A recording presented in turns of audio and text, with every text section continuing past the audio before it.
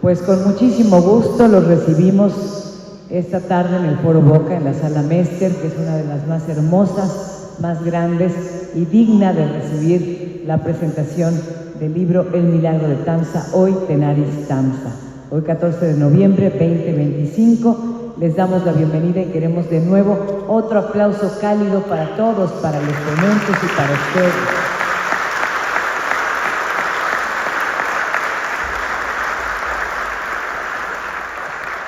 Si hablamos de Tamsa, es imposible desligarse del ser veracruzano, de tener de alguna u otra manera un vínculo con Tamsa, una razón por la que hemos estado ahí, por la que lo conocemos y porque nos indica que es parte de nuestra vida.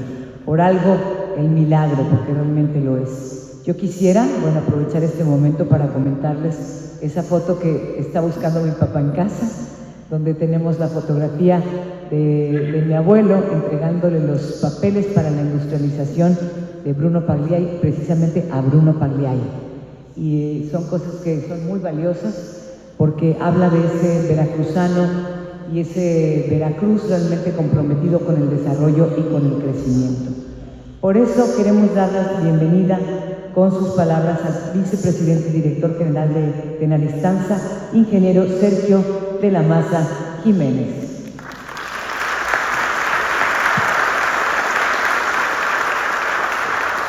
Hola, muy buenas noches a todos. Me da mucho gusto estar aquí acompañando. Gracias, Adolfo, gracias, Enrica, Marta, Horacio. La verdad es que vi muchas caras conocidas que saludé, a mí no me dio tiempo de saludarlos, pero tendré la oportunidad después. Quería contarles que hace unos meses recibí una llamada de Adrián Rafael, en el cual me pidió tener una conversación con Marta para que me diera a conocer el libro que estaba escribiendo sobre Tamsa. Hago aquí un paréntesis para decirles que el ingeniero Adrián Rafael tenía que haber estado aquí sentado con nosotros, colaboró con Marta en muchas etapas del libro, pero no pudo estar presente, se está recuperando de un problema de salud, pero está aquí su esposa, su hija, su nieto, por toda la familia, así que les pido un aplauso para Adrián y deseándole que se recupere pronto. Después de esta llamada de Adrián, me invadió la curiosidad. Hablé con Marta, quien me compartió sus avances en ese momento, y fue grande mi sorpresa cuando empecé a ver las fotografías que había recolectado de muy diversas fuentes.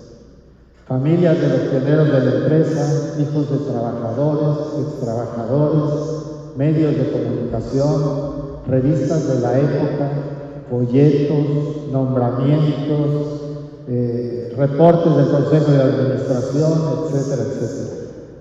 Pero lo que más me impactó fue la forma en que contaba las historias que rodeaban y daban vida a esas fotografías, con un lenguaje cálido, familiar y cercano. Encontré nombres de personajes legendarios que conocí cuando ingresé a trabajar a Tamsa.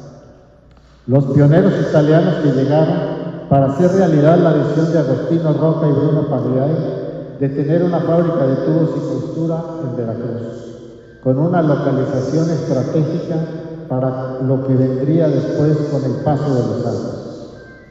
Estos pioneros decidieron cambiar de continente para trabajar en un lugar desconocido y nuevo para ellos. Unos dejaron familias, otros las trajeron, viajaban en barco, eran largas travesías. Mientras más leía el libro, más me sentía yo cercano y parte de la historia. Encontré en sus páginas cómo arrancaron la planta, los retos que enfrentaron y cómo compartieron sus conocimientos a los trabajadores locales. Más adelante encontré la etapa de expansión y crecimiento en los años 80 con el nacimiento de la fábrica de tubos 2 y la acería. Años de grandes retos y dificultades, pero también de enormes satisfacciones cuando nos convertimos en una potencia exportadora desde nuestro centro industrial en Veracruz. Cuando más lo pienso, más llego a la conclusión que los inicios de TAMSA forjaron el espíritu que todavía el día de hoy prevalece en nuestra empresa. Pasión por el trabajo, calidad en lo que hacemos, ética, trabajo en equipo, deseos de aprender, tenacidad, mejora continua, la importancia de los detalles, curiosidad para hacer cosas nuevas o diferentes, la importancia de la capacitación, el reconocimiento del trabajo de los demás, etc. En TAMSA tenemos una frase que acuñamos para la gente joven que se incorpora recién egresado de la universidad. La pasión nos lleva lejos. Creo que esta frase refleja lo que somos. Una empresa líder a nivel mundial, producimos la tubería de mayor valor agregado de Tenaris. Aproximadamente el 75% de lo que producimos se exporta a través del puerto y somos el principal generador de divisas del estado de Veracruz. Cada día ingresan a nuestra empresa más de 7,000 trabajadores, entre personal propio y de terceros. Muchos de ellos rolan turnos para producir de forma continua los 365 días del año. El trabajo de todos ellos y el trabajo de muchos que están aquí, que dejaron muchos años de su vida trabajando en TAMSA, es lo que nos ha hecho grandes. Siempre digo que TAMSA es una empresa exitosa porque la gente que trabajó y que trabaja ahí son gente exitosa también. Quiero terminar agradeciendo a Marta por otro milagro, el de lograr este libro, anhelado y esperado por muchos. Pero fue ella la que tomó la decisión de pasar de las palabras a los hechos. Muchas gracias, Marta. Muchísimas gracias a mi ingeniero Sergio de la Maza Jiménez, gracias. Sentidas palabras, además. Y precisamente por eso me da pie a comentar cuántos hemos convivido, que tal vez no hemos tenido mucho que ver con TAMSA. Yo sí trabajé un verano para los chicos y los hijos de los empleados de TAMSA y fue muy satisfactorio realmente ver cómo están también haciendo cosas altruistas y están apoyando a su gente. Y bueno, ¿quién mejor también para saber cómo ha sido esta historia? Además, una muy buena amiga, sus hijos también muy buenos amigos míos, que Enrica Molinari, que nos hablará de las memorias de los pioneros italianos. Enrica Molinari Seno es hija del destacado ingeniero Alfredo Molinari, antropóloga social por la Universidad Veracruzana, campeona nacional de temas improvisados Toastmasters 2016, representante de los Liguiri del Mondo por el Comune de Génova hasta 2012, presidente del Comitato Dante Alighieri Veracruz, actualmente maestra de italiano en Dante Alighieri Veracruz. Así que le dejamos el uso de la voz a Enrica Molinari, mi amiga, y una persona muy cálida que además seguro tiene algo muy hermoso que contarnos. Gracias.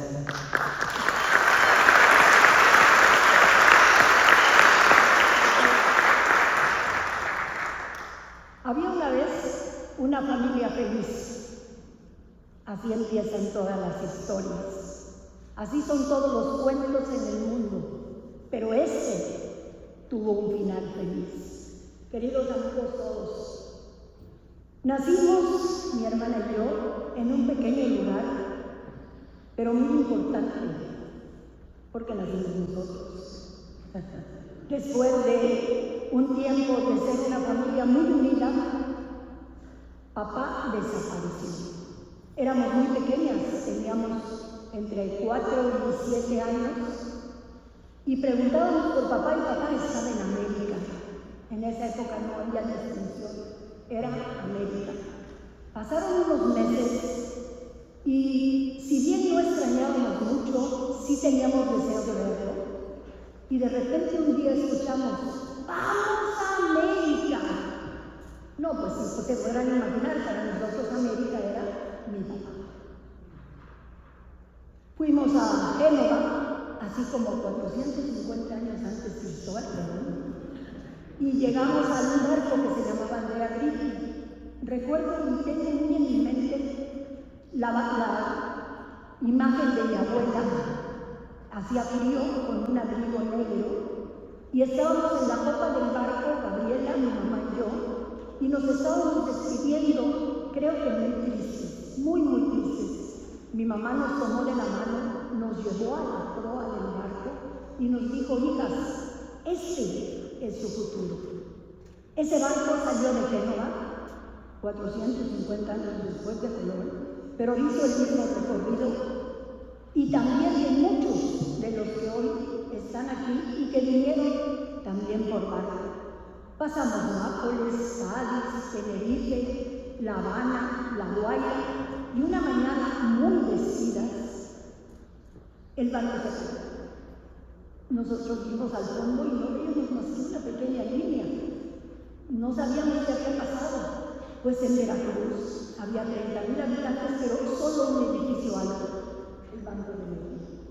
Y eso era lo que se veía. Pero nos informaron que venía Salubridad a revisar nuestros papeles. Revisaron nuestros papeles, claro, llegó un pequeño barco con alguien que creo todos conocimos, don Manuel Alpino Calderas. Pero para mí don Manuel Alpino Calderas representa el veracruzano de ese momento. ¿Saben qué hizo? Se llevó a mi papá para que subiera al barco, y en la barandilla, Gabriela, mi mamá, mi papá y yo iniciamos esta historia. Llegamos a Veracruz juntos, gracias al cariño de la gente de Veracruz. Papá en Tanza era la matrícula 25 y era una persona muy ocupada por todos sus trabajadores. Quiero decirles, la mayoría sabe, en esa época no existía ingeniería, tampoco existía el tecnológico. Gracias a Tanza fue que se pudo formar, pero tenía algunos trabajadores increíbles a los que de veras quería mucho. Y un día dijo: algo tengo que hacer porque la parte eléctrica es sumamente importante. E inició, con la anuencia del ingeniero que inició la primera escuela de Tanza. Esa escuela después se volvió CABE, en la que orgullosamente dimos clases Enrica y yo todavía de italiano, y hoy me felicito siempre porque hoy es la universidad penales en el mundo. Si bien empezó en un salón, hoy es un orgullo, no solo para los que vivimos en esa época, sino realmente es un orgullo para todos. Que si fue fácil Tanza en esa época, no. Creo que los hijos que están aquí hoy saben cómo en el 55, cuando vino el huracán, estuvieron más de 10 días sin llegar a casa. En esa época no había restaurante. Solamente se les mandaba su alimento y sus cambios de ropa. Y ellos inclusive a veces hasta lloraban, porque estaba inundada totalmente con maquinaria de la época de los 55. Pero ellos con mucho amor, siempre con mucho cariño, y a mí lo que más me gustó fue la fusión de italianos veracruzanos que ayudó a que se sostuviera algo que a veces parecía imposible. También recuerdo mucho que fue la primera que implementó los primeros auxilios con el doctor Mario Castillo. Hace un tiempo, unos 2 años, platicando con Marta, que tenía esta idea, hicimos un WhatsApp y nos reunimos los hijos y alguna nieta de los antiguos, de los primeros que llegaron, porque hicimos familia. No solo eran ellos que iban a trabajar, nos llegamos a querer, sobre todo yo puedo decir de mi parte, son mis hermanos.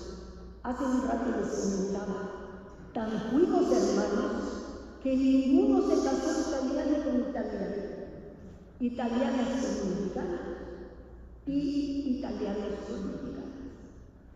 Entonces se hizo una hermandad que yo creo que ayudó muchísimo a que nuestros viejos pudieran vivir tranquilos aquí. Quiero hacer un paréntesis para nuestras madres, que si bien ellas no trabajaban para Tanza, fueron el soporte de ellos. Cada mes podían ir a un barco y ellos podían comprar el vino, la pasta, las pequeñas cosas que hacían que los pioneros también sintieran un poco de ella. Yo en este momento quiero agradecerle a Marta porque sobre todo nos reunió a todos los que están aquí, que estuvieron 2 años trabajando, y quiero hacer un recuerdo porque en este camino tres queridos amigos nos dejaron. Primero fue Alberto Frati, y aquí está su hija Carla. Después fue un gran amigo, Vlado Marquetti, que también está con su hermana. Y al final, hace 2 meses, se nos fue también Marquetti. Yo sé que ellos, junto con todos nuestros viejos, y pongo siempre a mi papá también, hoy son polvo de estrellas y desde allá están iluminando nuestras familias. Y sé que cada noche que veo al cielo, veo cada uno de los que se esforzaron y que hoy descansan satisfechos del deber cumplido. Quiero hacer un pequeño paréntesis, no sé si llegó, acabamos de encontrar a la matrícula 142, a Vicky Casarín, secretaria de Contabilidad. Acabo de hacer contacto apenas con ella y me da mucho gusto porque hoy iba a estar aquí con nosotros. Presente.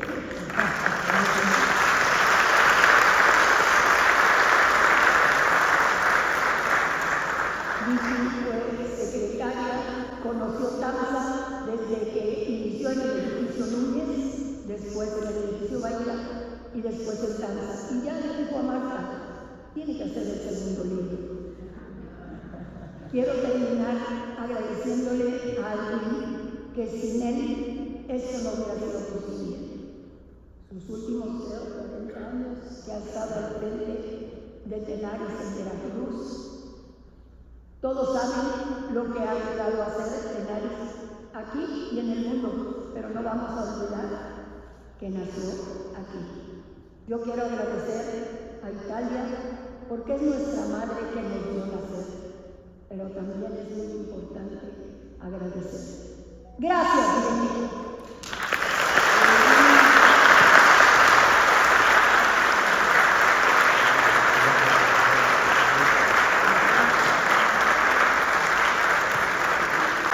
Qué palabras, qué llegadoras, qué poéticas realmente, porque sí nos llevan al momento y de eso se trata.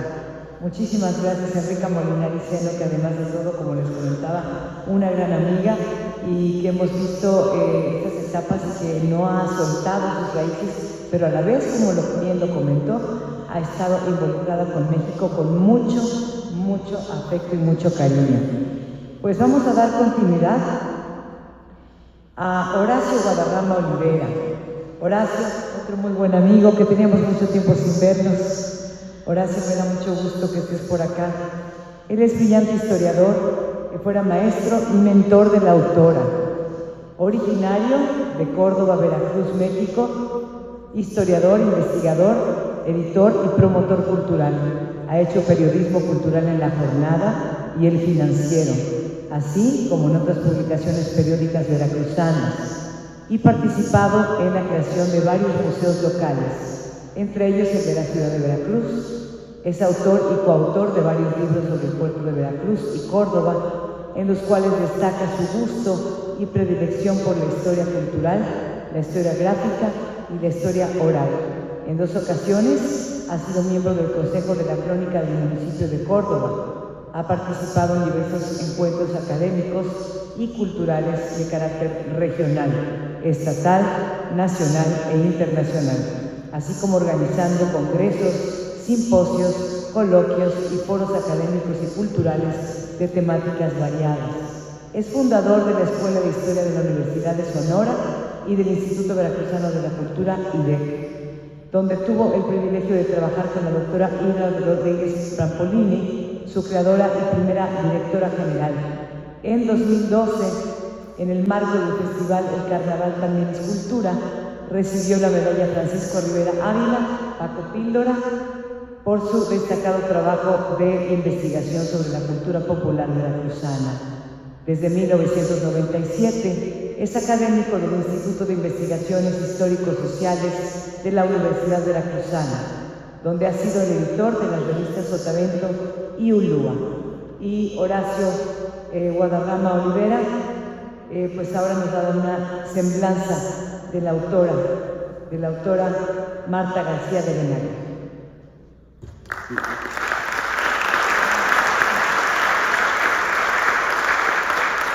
Muchas gracias, Maroki. Muchas gracias a ustedes por estar aquí presentes. Estoy muy contento, muy emocionado. Es un honor realmente acompañar a este honorable presidio.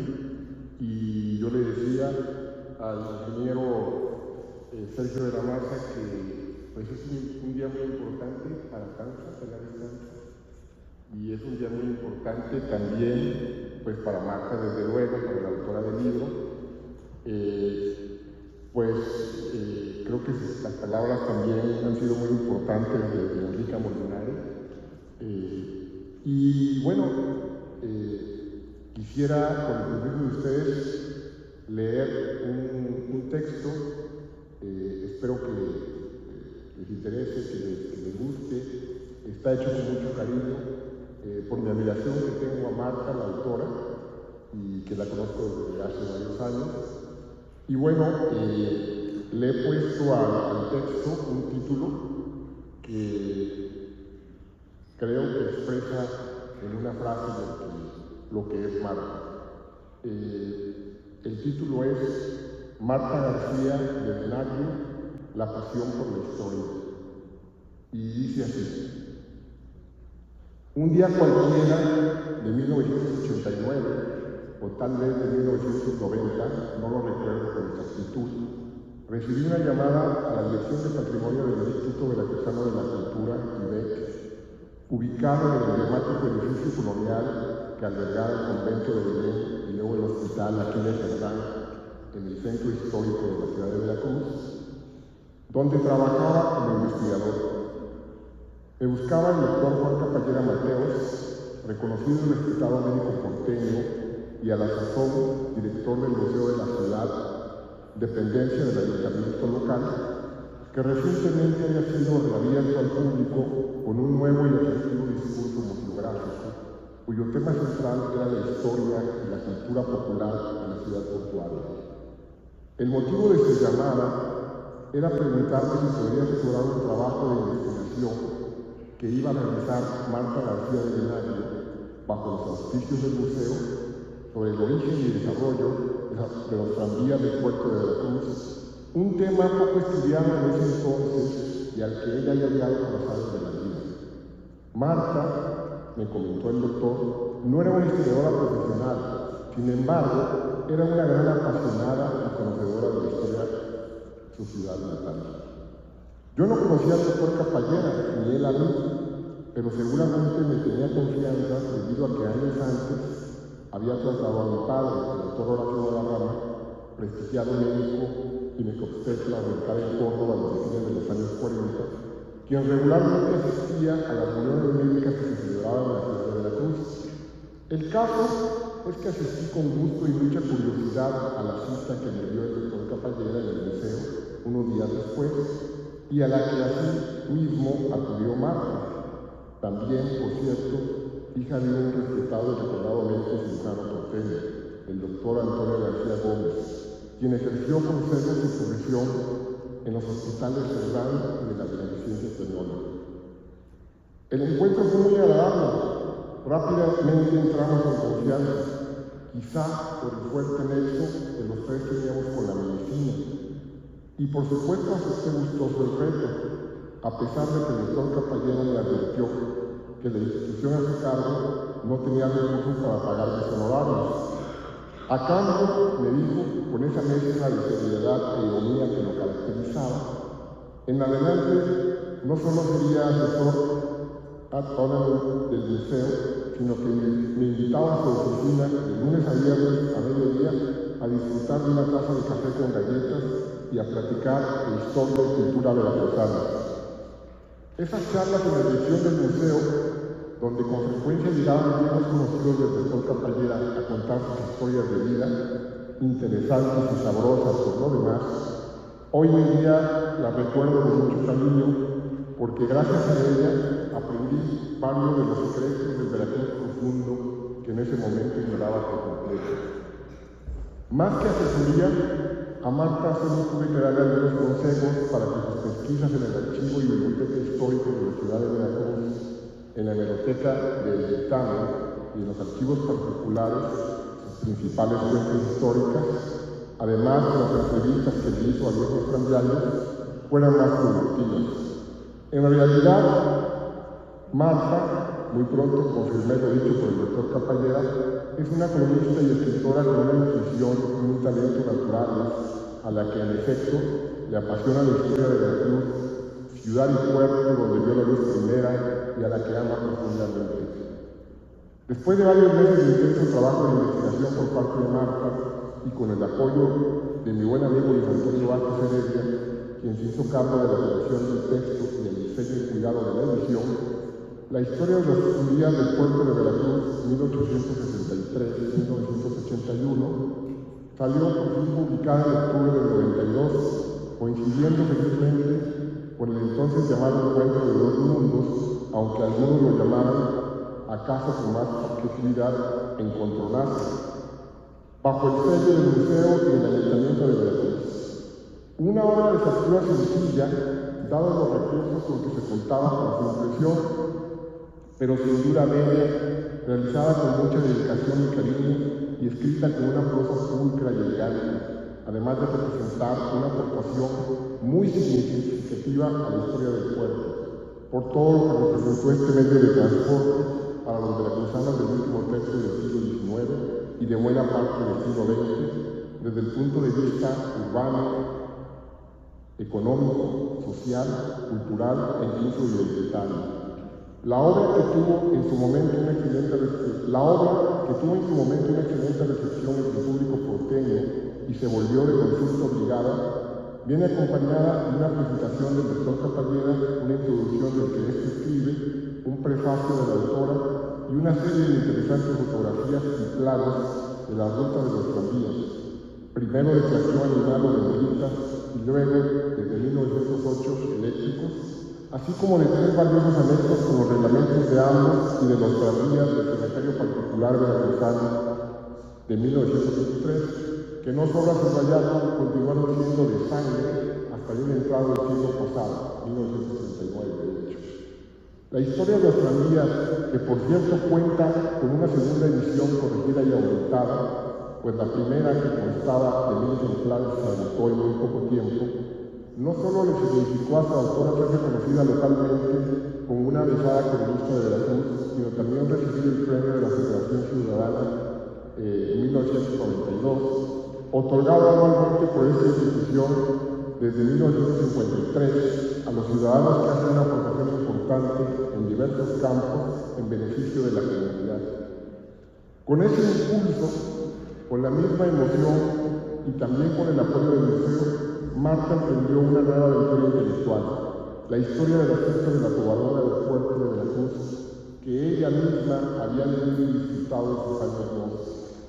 En 1994, luego de meses de lectura de diversas obras sobre España que tuvo al alcance de la mano, de investigaciones de la biblioteca del dictamen y de recopilación de fotografías en los archivos particulares de las familias venezolanas de origen español, Marta terminó de escribir una primera versión de Fiestas de la Cobardona en el puerto de Veracruz, obra que desafortunadamente no tuvo la misma suerte que su historia de los tranvías, pues en ese momento ni el museo ni ninguna institución local pudo apoyarlo económicamente con la edición e impresión de su nuevo libro. Tuvo que pasar un largo receso creativo de casi 5 lustros para que Marta, siempre tenaz, disciplinada y optimista, y aprovechando la celebración del 5º centenario de la fundación de Veracruz, nos ofreciera en 2019 una nueva y definitiva versión de Fiestas de la Cobardona, Memorias e Imágenes, que si bien se basa en cierta medida en la primera, es de hecho un libro distinto, con otro orden, con nueva y abundante información y sobre todo con una serie de 150 fotografías espléndidas, la mayoría inéditas, que le facilitaron generosamente a algunas familias porteñas de la llamada colonia española. La importancia de este trabajo no es menor. Ya a inicios de la década de 1990, el historiador Bernardo García Díaz, en el capítulo dedicado al Porfiriato, en su hoy clásico Puerto de Veracruz, donde hace una brillante síntesis del impacto cualitativo, no tanto cuantitativo, que tuvo en la ciudad portuaria la gran migración peninsular en cadena, distribuida en varios países de América Latina, apuntaba. En realidad, la historia de la colonia ibérica está aún por hacerse, pues resulta importante fijar a ciencia cierta su contribución en el desarrollo demográfico, económico y cultural del puerto. Cierra la cita. A la vuelta del siglo, el antropólogo madrileño Juan Antonio Flores Marcos, autor de Portales de Múncara, una etnografía del puerto de Veracruz, sin duda la más completa y abarcadora etnografía del puerto, escrita hasta ahora en el capítulo dedicado a los extranjeros, señalaba: en mis estancias en Veracruz, en 93 y del 96 al 97, se me hizo evidente una fuerte presencia de lo español en el puerto, costumbres, platos gastronómicos y bebidas. En particular, Flores Marcos destacaba esta presencia en la romería de la festividad de la fiesta de la Covadonga, que ya en esos años se celebraba a fines de septiembre en el sur hispano-mexicano, ubicado en el municipio de la Antigua. Pero además afirmaba sin ambajes, cito: la colonia española ha sido la comunidad extranjera preponderante en la historia del México independiente y la más importante en Veracruz desde el final del periodo colonial, manteniendo una clara especialización en el control de la vida comercial del puerto. Desde esa posición socioeconómica ha dinamizado e intervenido intensamente en la vida social y cultural de la ciudad. Cierro la cita. Por si fuera poco, con base en varias fuentes, apuntaba que Veracruz era la ciudad con más población española del estado, del mismo nombre, y la tercera en la República Mexicana, luego de las ciudades de México y Puebla. Una colonia, aseguraba, cuya visibilidad y presencia ante sí misma y ante los demás porteños está apoyada principalmente en tres instituciones: el Círculo Español Mercantil, mejor conocido como Casino Español, la Sociedad Española de Beneficencia y la Cámara Española de Comercio de Veracruz. Ahora bien, ese largo proceso creativo en realidad no lo fue del todo, pues sería aprovechado por Marta para investigar, leer, reflexionar y acumular información sobre los temas que desde fines del siglo pasado le interesaban y para empezar a escribir sobre ellos. Tan es así que en ese mismo 2019, cuando Veracruz cumplía 5 siglos de clamorosa existencia, publicaría, además de las tesis de la Covadonga y la segunda versión de la historia de los tranvías, la Casa de la Independencia número 11, una singular y entrañable historia sobre algunos de los momentos importantes de su familia, entreverados al pujante devenir de la ciudad portuaria en el siglo XX, algo así como Veracruz a través de García Sobrado, que bien podría ser el título del libro, aunque ciertamente a través de dicha saga es posible enterarnos también de las vicisitudes de las familias Sobrado Carrera y de la Carrera Hidalgo, y de cómo el primogénito de Antonio y Francisca, Federico Carrera Sobrado, logra sobradamente hacer la médica, antes de que otro Antonio, de apellido García Gómez y Margarita Sobrado García, hija de Federico, se encontraran casualmente en Madrid y se enamoraran. Por si fuera poco, en este extenso relato familiar, Marta agregaría ese mismo año la historia de la fábrica de puros La Prueba, donde cuenta algunos momentos claves de esa icónica manufactura veracruzana ya desaparecida, origen y desarrollo, auge y declive, y de la que solo queda, como mudo testigo de su grandeza, un edificio casi en ruinas frente al Parque Siriaco Vázquez. En suma, en ese crucial año de 2019 publicaría en total 4 libros. Un dato no menor, siempre es de justicia decirlo, con el apoyo económico y moral de sus hijos. Guido y Guillo Velasco García principalmente. Mis respetos para ambos. Con ese mismo empuje, en los siguientes 2 años, Marta daría a las prensas otro par de obras de su autoría: El Café de la Parroquia, 1926-1994, e Historia de la Iglesia de la Pastora en Veracruz, 2023. El primero, prologado por el poeta Jaime Velázquez, es una obra muy importante, digna de ser leída por todos los veracruzanos que sienten un genuino amor por su ciudad, como quería Alejo Cantotier cuando hablaba de La Habana, ciudad hermana del puerto y la sal. Este libro no tiene, ni mucho menos, la pretensión de ser la historia de este famoso café, sino simplemente una historia del mismo, una entre muchas posibles. En suma, la historia de café, según la autora, con base en sus vivencias, recuerdos y pesquisas en libros y archivos, así como una serie de entrevistas y fotografías como la de la colección de Marilena Lobelia, además de las voces en primera persona de 2 asiduos parroquianos por largo tiempo, Manuel Alberto Campos y José Luis Gómez Aguirre. En el segundo volumen mencionado, Marta narra, capítulo a capítulo y desde el principio, la larga y sinuosa historia de la Iglesia de la Pastora desde la época de Reynal hasta nuestros días, con base en los archivos de los misioneros redentoristas y de la Iglesia Pastora, así como el suyo propio, Crónicas de Viajeros y una bibliografía esencial.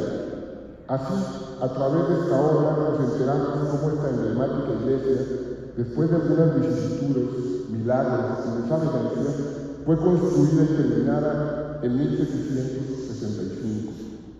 Cómo este edificio religioso, ya en el México independiente, estando tan expuesto a la faena de los médanos y al salitre de los vientos del norte, por estar ubicado al paso de la Puerta de México de la muralla que abrigaba la ciudad de Veracruz, sobrevivió a lo largo del siglo XIX no solo a las inclemencias del ambiente, sino sobre todo al sitio y brutal bombardeo del ejército norteamericano en marzo de 1847, que luego de varios días dejó la ciudad semi-derruida y casi 1.000 muertos entre soldados mexicanos y civiles, además de decenas de heridos, como lo consignan, entre otros historiadores, Miguel Lerdo de Tejada y Manuel Beltrán.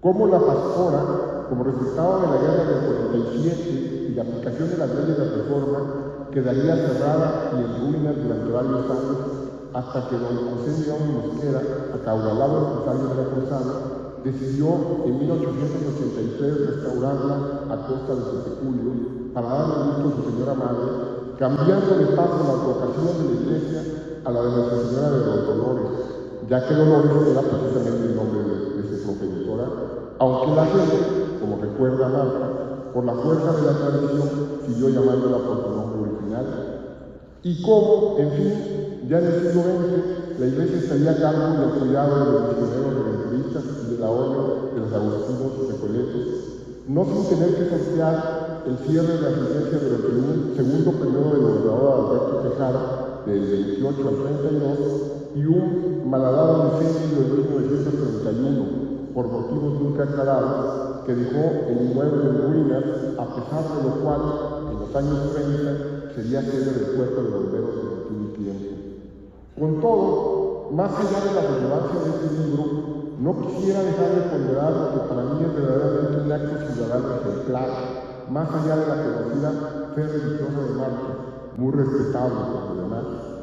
Me refiero al hecho de ser ella, sin duda, la promotora principal del rescate y restauración de la Iglesia de la Pastora, que hasta mediados del 2022 se encontraba sin mantenimiento y en un estado deplorable, y que por si fuera poco, en los años recientes había sido robado en 3 ocasiones por los amantes de lo ajeno, quienes se llevaron todo lo que era de metal, como copones, cálices y custodias, causando además enormes destrozos, según sus propias palabras. Marta no solo donó sin condición alguna el producto total de la venta de ese libro anterior sobre el café de la parroquia para financiar la impermeabilización de la sociedad del edificio y para pintar parte de su fachada principal, sino contrató para ello al arquitecto Gerardo Malpica Mancera, quien generosamente no cobró sus honorarios por tratarse de una iglesia y financió lo que faltaba de pintar de la fachada. El trabajo de la escultura de las fachadas laterales este y oeste y el interior de la iglesia, así como el rescate de las imágenes religiosas, grecas, líneas doradas y varias constelatorias, realizado con el visto bueno de Línea Veracruz, se hizo con los donativos que varias personas hicieron para concluir la restauración del edificio. Marta, cuya fe es sorprendente, cuenta admirada: lo que yo había empezado, a sabiendas que no iba a alcanzar, se había convertido en una cadena de altruismo. Asombrada, vi en esto la mano de Dios. Apenas había terminado esta faraónica tarea y presentado su libro sobre la persona, Marta se puso a escribir sus memorias del Veracruz de ayer, que terminó el año pasado y se encuentra en el paciente espera de que un serio editor se interese en ellas y las publique. Ojalá. Estoy seguro, como siempre, serán de interés de un público veracruzano amplio. Y hoy, 14 de octubre de 2025, Marta nos presenta orgullosa su último libro, El Milagro de Tanza, bajo el sello de Pilar Tanza, una de las empresas más importantes de Veracruz, de México y de producción mundial desde hace más de 60 años, y donde por cierto trabajó durante 41 años quien fuera su esposo, el ingeniero y topógrafo italiano Guido Venanza. Quisiera terminar mi intervención con las palabras siguientes. Conozco a Marta desde hace poco más de 35 años y desde entonces he tenido el privilegio de su amistad y su confianza.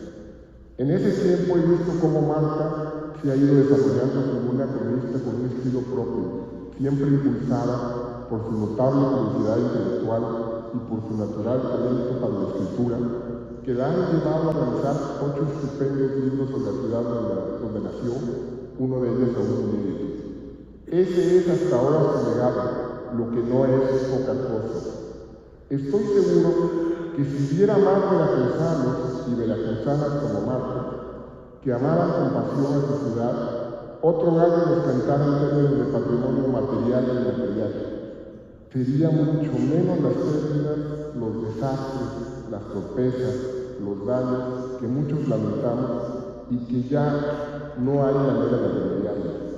Hoy la consigna podría ser: de lo perdido, lo que aparezca, siempre y cuando haya un compromiso colectivo, compartido, de respetar, salvar y preservar lo que nos queda de la enorme riqueza histórica y patrimonial del primer puerto de México. Enhorabuena, queridísima Marta. Muchas gracias por su atención. Muchas gracias a Horacio Guadarrama, mentor y escritor, en este caso de Marta. Vamos a ir a nuestro cierre de evento, después de habernos enterado de muchas cosas interesantes, en la voz de la autora de este libro, que realmente para todos representa algo muy importante. Y vamos a escuchar a Marta García de Venaglio. A continuación, un aplauso fuerte para ella, por favor.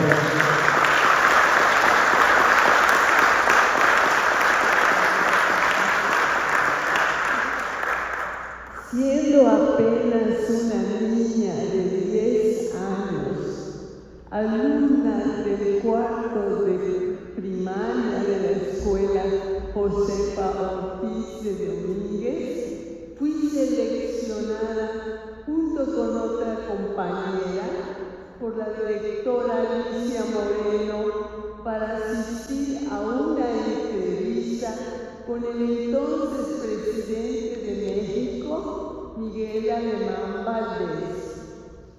Las tres fuimos conducidas a un estadio, donde nos indicaron que nos pusiéramos en una fila. Era la fila de las personas que tenían asuntos que tratar con el presidente. Esperamos pacientemente nuestro turno y después de media hora nos llamaron a acercarnos a un palco privado. Ahí estaba él, rodeado de sus asesores. El presidente se puso de pie se inclinó sonriendo hacia nosotras, nos dio la mano y nos acarició el cabello. Luego se volteó hacia la directora, quien venía para hacerle una petición. Mientras ellos hablaban, yo, llena de curiosidad, me puse a observar todo a mi alrededor. Recuerdo haber visto muchas personas esperando ordenadamente para pedir limosna. Vi con asombro cómo cada una de ellas recibía un flamante billete de 10 pesos. Pero esa suma era considerable en aquel lejano 1948, cuando los centavos todavía valían. Ese recuerdo tan vivo, a pesar de tanto tiempo pasado, volvió a mi mente al pensar que, sin saberlo, aquel día había estrechado la mano de uno de los 3 hombres que harían posible la fundación de la empresa siderúrgica TAMSA, que con el pasar de los años se convertiría en Tenaris TAMSA, un colosal centro industrial y líder mundial en la fabricación de tubos de acero sin costura. Más tarde, mis recuerdos me llevaron a mi juventud, a los años de mi romance con quien sería mi esposo, el ingeniero italiano Guido Benagno. Fue entonces cuando comencé a conocer la historia de TAMSA. Pues tanto mi suegro Livio como mi esposo Guido fueron pioneros que llegaron en 1953 y 1955 respectivamente. Pasaron muchos años, más de medio siglo, cuando empecé a escribir la historia de TAMSA. Una crónica que fuera completa, precisa y muy bien documentada. Un libro que abarcara todas las etapas, desde la planeación en 1946, la colocación de la primera piedra en 1952, la contratación de los pioneros italianos, todos ellos expertos en la fabricación de tubos de acero sin costura, hasta la inauguración y arranque en 1954 con el apoyo tecnológico del grupo Technip. A partir de esa fecha, continué relatando década tras década la evolución de la empresa. Fue un trabajo arduo y el principal problema fue que la información lógicamente no me llegaba en orden cronológico. Por consiguiente, si el libro ya estaba a la mitad y me llegaba información de la primera década, tenía que dar marcha atrás y al hacerlo se movían todas las fotografías. 20 veces sucedió esta contrariedad, pero mi asesor en computación, el ingeniero Rafael Arredondo González, se encargó de volver a poner todo en su lugar. Para resolver mis dudas más antiguas, contaba con la valiosa ayuda de Humberto Cavallari, quien empezó a trabajar en danza en un lejano 1958. El libro fue tomando forma, cubriendo los primeros años. Humberto, con su excelente memoria, amablemente respondía a todas mis preguntas, aunque debo decir que un día, sorprendido por mi incansable insistencia que parecía no tener fin, me dijo extrañado: «Oye, Marta, ¿pero tú duermes?». Ahora que el libro se ha terminado, quiero decir que el mérito no es todo mío, es el fruto de la contribución de muchas personas. Quiero mencionar en primer lugar al ingeniero Sergio de la Maza Jiménez, vicepresidente y director general de Tenaris Danza, ya que es imprescindible decir que sin su inmenso apoyo y colaboración, este libro no hubiera sido posible.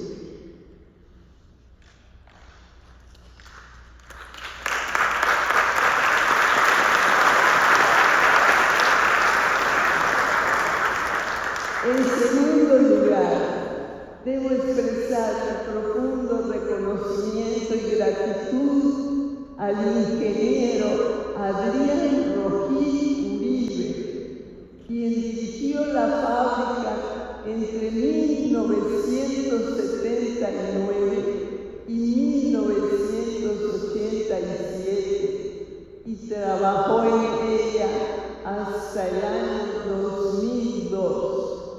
Sus conocimientos, memoria asombrosa y 42 años de experiencia fueron esenciales para guiar mis pasos a través de varias décadas de la historia. Mi gratitud también para el ingeniero Héctor Oropesa Madrid, entrañable amigo y compañero de bachillerato, quien me permitió entrevistarlo por vía telefónica en varias ocasiones por vivir en la Ciudad de México. Quiero también expresar mi agradecimiento al licenciado Gerardo Cárdenas Hernández, director de Relaciones Públicas de Tenaris Danza, quien junto con su equipo se ocupó de las búsquedas en el archivo y además se encargó de la logística de todo lo relacionado con la presentación de este libro. Estoy también muy agradecida con Ana Rosa González Centeno, muy querida amiga de la infancia, por haber puesto a mi disposición el voluminoso archivo de su difunto esposo, Rino Zuraro Palleta, uno de los más antiguos trabajadores de danza y Tenaris Danza. Tengo una enorme deuda de gratitud hacia la señora Enrica Molinari y todos los miembros de su grupo de chat Italia. Enrica Molinari y todos los miembros, ella llegó a Veracruz siendo una niña, la hija mayor del ingeniero Alfredo Molinari, uno de los primeros que se quedaron para siempre en México. Sin embargo, la mayoría de los pioneros se regresaron a Italia después de una década. Enrica quiso seguir en contacto con los hijos de los pioneros que se habían regresado. Primero lo hacía por carta y años después formó ese chat. Yo le pedí que me metiera a su chat y ahí compartí mi inquietud y el propósito que me animaba. El resultado superó por mucho mis expectativas, pues los hijos de los pioneros me mandaron desde Italia una avalancha de valiosos documentos membretados de siderúrgica tanza, fotografías históricas, revistas y recortes de periódico italianos que hablaban de danza, lo que me permitió relatar con pruebas fehacientes los primeros años de la empresa. Mi agradecimiento especial para Marilena e Isabela Andina, hijas del segundo director de danza, ingeniero Boris Andina, por la gran cantidad de valiosas fotos y documentos históricos. También mi agradecimiento para María Sidetti, quien amablemente me envió todo lo que conservaba de su padre e hizo un viaje especial desde Alemania para acompañarnos en este día tan importante.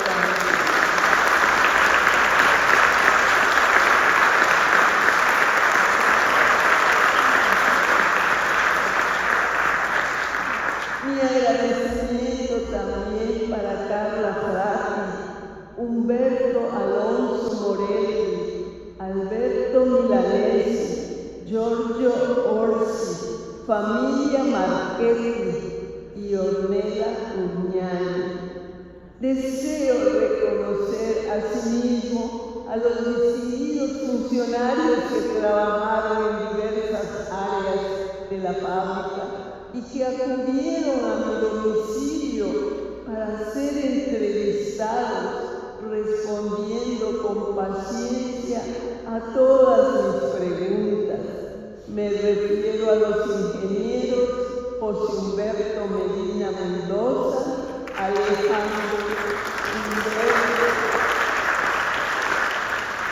Alejandro Humberto Serrallonga Ramírez, Eugenio Fernández Tapia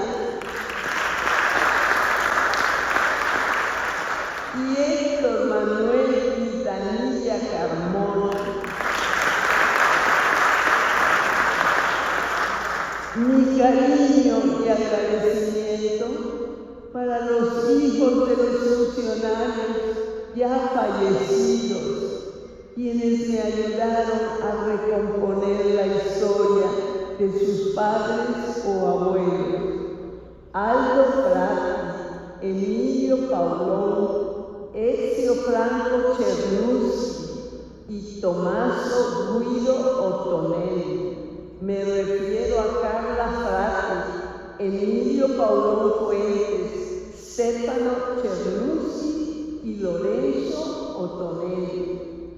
Por último, quiero ofrecer una disculpa a todas las personas que, a pesar de haber trabajado durante décadas con esfuerzo y dedicación en esta fábrica, no han sido mencionados en estas páginas.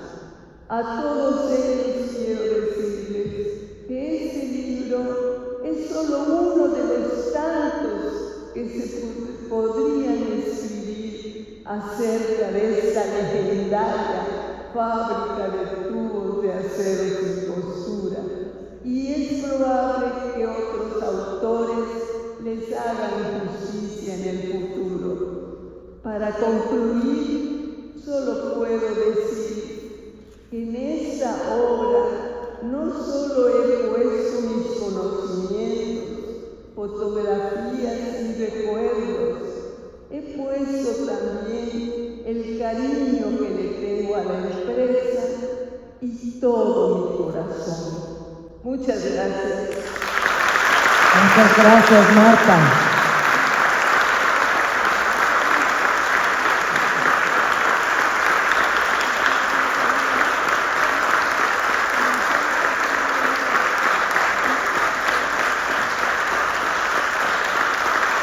Toda una odisea este milagro, pero aseguramos, Marta, que si dicen que no duermes, creo que dormirás menos porque seguramente viene el siguiente libro.